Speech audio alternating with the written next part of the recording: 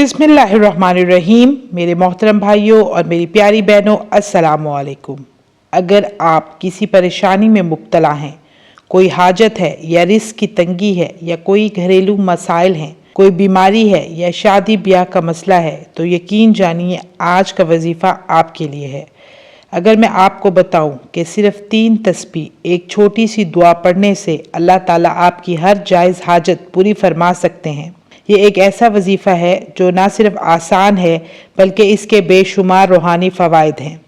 तरीका ये है कि 2 नफिल सलातुल हाजत के पढ़कर 3 तस्बीह आयत करीमा यानी ला इलाहा इल्ला अंता सुबहानका इन्नी कुन्तु मिनज़्ज़ालिमीन के पढ़ें, जिसका तर्जुमा है, ए अल्लाह, तेरे सिवा कोई माबूद नहीं, तेरी ज़ात पाक है, बेशक मैं कसूरवार हूँ। नबी करीम सल्लल्लाहु अलैहि वसल्लम ने फरमाया, मछली के पेट में ज़ुन्नून हज़रत यूनुस की दुआ ये थी, जो शख्स किसी भी मकसद के लिए इन कलिमात के साथ दुआ करता है तो अल्लाह ताला ज़रूर इसकी दुआ कबूल फरमाता है। लेकिन आयत करीमा की ये 3 तस्बीहात पढ़ने के लिए वक्त का ख़ास ख्याल रखना है, यानी आपने नमाज तहज्जुद के बाद 3 तस्बीहात आयत करीमा की पढ़नी है और इसके साथ अपनी पाकी का भी बहुत ख्याल रखना है, यानी पाक साफ हालत में पढ़ना है।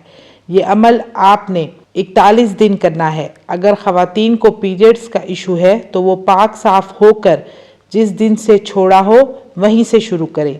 इस वजीफ़े के लिए ये 2 चीज़ें बहुत अहम हैं, एक वक्त यानी तहज्जुद का वक्त और दूसरा पाकी का यानी पाक साफ हालत में ये वजीफ़ा करना है।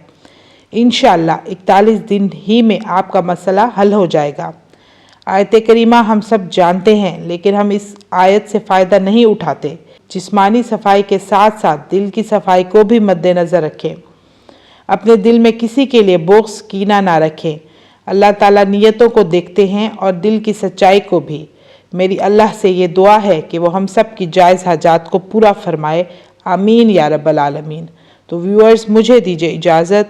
इंशाअल्लाह मैं फिर हाजिर होंगी। अपना ढेर सारा ख्याल रखिएगा, दुआ में याद रखिएगा। अल्लाह हाफ़िज़।